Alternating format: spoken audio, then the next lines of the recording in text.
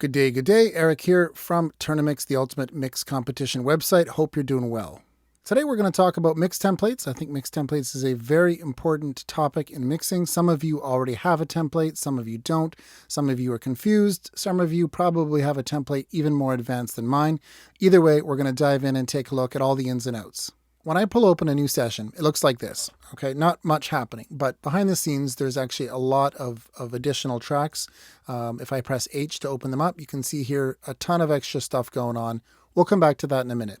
But the purpose of a mix template is to save you time and, improve your workflow.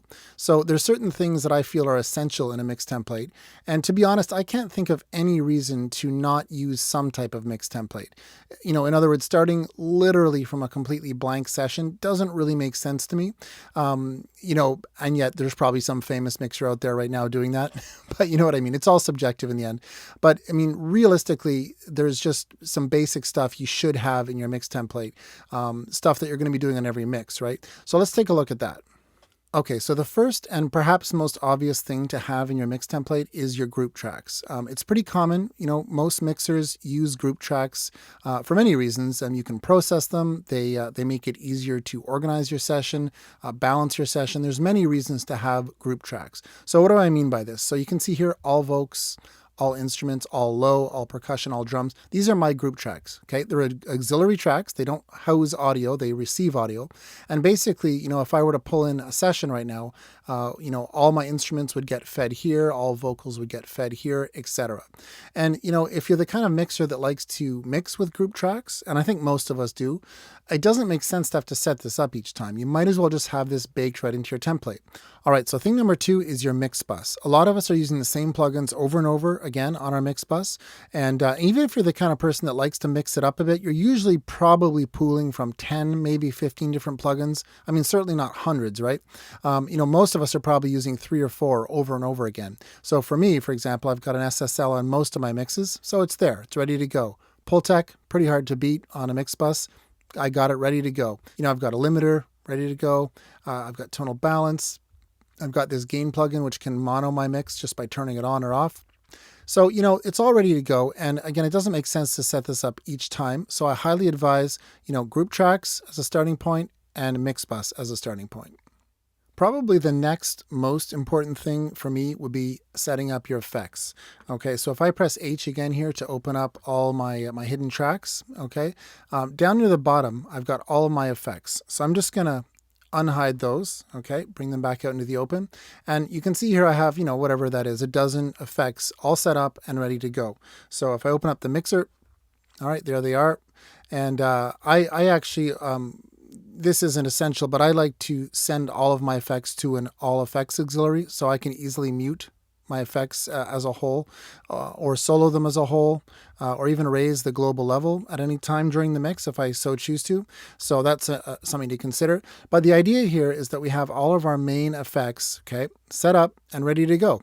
I mean, let's be honest, when was the last time you didn't use a room reverb at some point in a mix, or a vocal plate, right? Or an instrument plate, or whatever. I mean, these are ones that I've customized, and I know some mixers have like 100 of these set up. They never want to have to, go digging for their effects. They just, any effect they could possibly need, they have set up.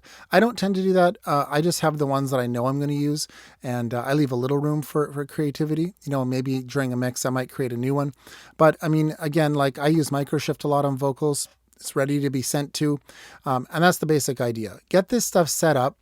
Even if you just choose like 4, your favorite 4, even that will save you a tremendous amount of time. And you can see here that, like, for example, on my vocal plate, I have a few different reverbs ready to go. I have, this one is the one that's active. I really like this one. But I also have, this guy here ready to go, so I can easily switch to it if I need it. Right? But again, the idea here, and it's the same with any aspect of a template, is you're just trying to save yourself time. All right, so at the very least, I would recommend doing what I've just shown, which is the group tracks, right?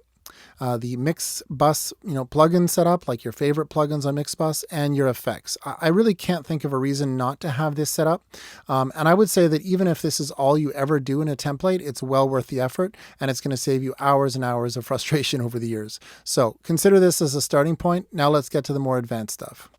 So the next thing is to set up a ton of pre-existing tracks that have all your plugins, routing, and sends all set up and ready to go.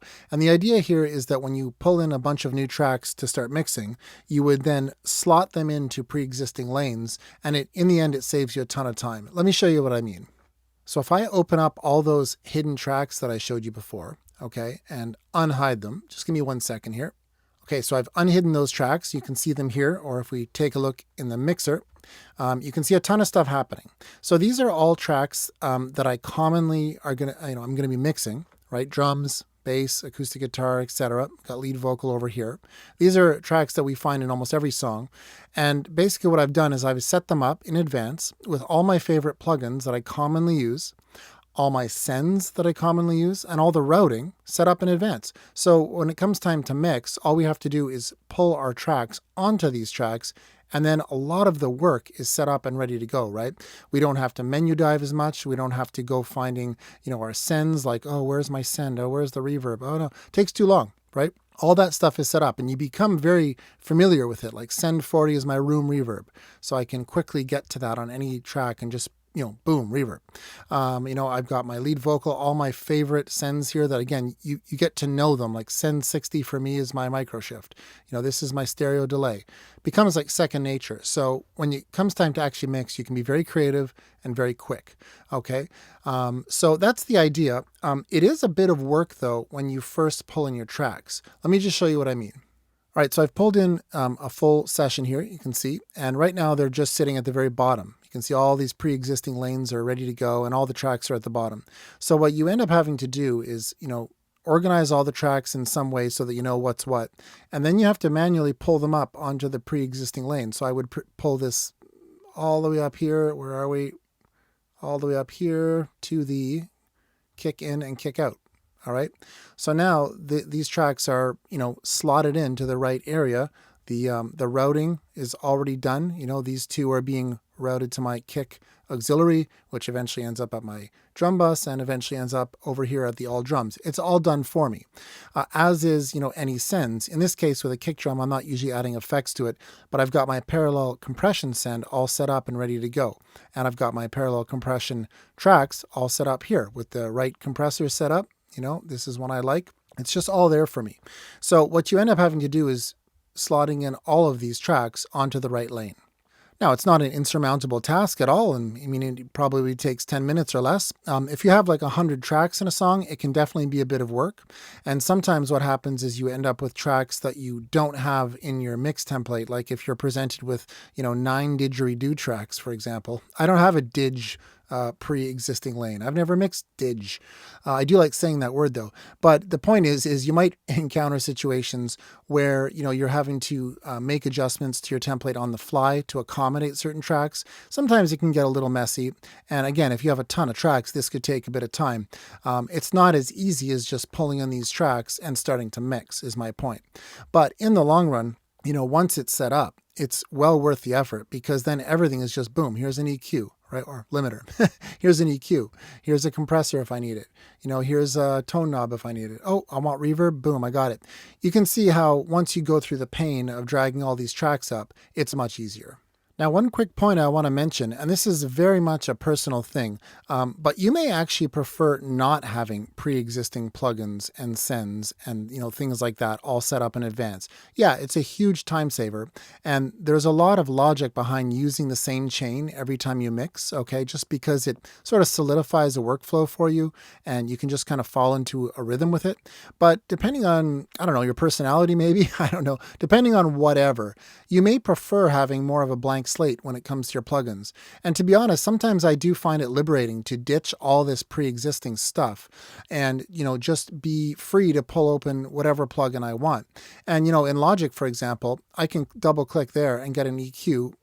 Double click there to get an EQ whenever I want. So, it doesn't take any time at all to pull up an EQ. And, contrary to what people say, this EQ is perfectly good for most jobs. So, if you do go with the blank slate approach for your tracks, it can definitely work. But I think a lot of professionals use a template, especially if they have a mixing assistant that can set up all this stuff for them in advance. Then when they sit down, they really just have to mix. To each their own, choose whatever works for you. I'm just showing you your options. So one of the major last things I'm going to show you today is optimizing your plugins. We've got all these plugins loaded up. Presumably you've picked all your favorite processors and they're ready to go, so you don't have to menu dive for them.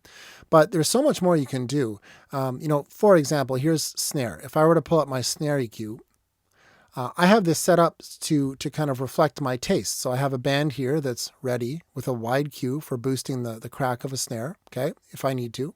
I've got my fundamental around 200 hertz, just kind of ready to go. Just saves me having to do this, And I've got a notch here if I need it for boxy stuff. I've got a high pass that I can engage if I need it, etc. And, this is the idea behind every single plugin in your entire session. Have it set up. For example, here's the gate. Just something simple, like I have it set to snare, right? I don't have to do that each time. I might even want to optimize the threshold or whatever. Compression is a great example. If you have all your compressors set with the threshold such that it, generally gives you an appropriate amount of compression based on whatever gain staging you have, it's just a huge time saver. If this was set here and every single time I open my compressor, I have to set it all the way over here and then tweak this and then tweak that. No, like generally for me on snare, I'm going to have at least a 10 millisecond attack. So I might as well start it there. In fact, I'd probably start it at a 30 millisecond attack, and I have a fast release, right? Rather than having this set way over here. Basically anything you can think of to save yourself time is fair play here. There's almost no limit to how deep you can go with this stuff. Like, on my Vox plate here, this is my main vocal plate that I have. I've got a EQ dialed in already on the effect. I rarely touch it. I mean, sometimes I do, but generally speaking, it's just there saving me time. If I go over here to my all instruments group track, remember I showed these earlier, so they're not only set up, but they have all my favorite plugins loaded on. I'm a big fan of EQing my instruments as a whole. So I've got like the mag set up, I've got the 20K band selected, which I generally like. I've got fresh air here set up, and it's already got 1 dB of trim adjusted because this tends to add gain. So rather than having to every time, switch this back, it's just kind of sort of set up in a loose way that helps me and saves me time. Got some basic settings dialed in. Those are just two more examples, but really just anything you can think of to make your workflow faster will be great.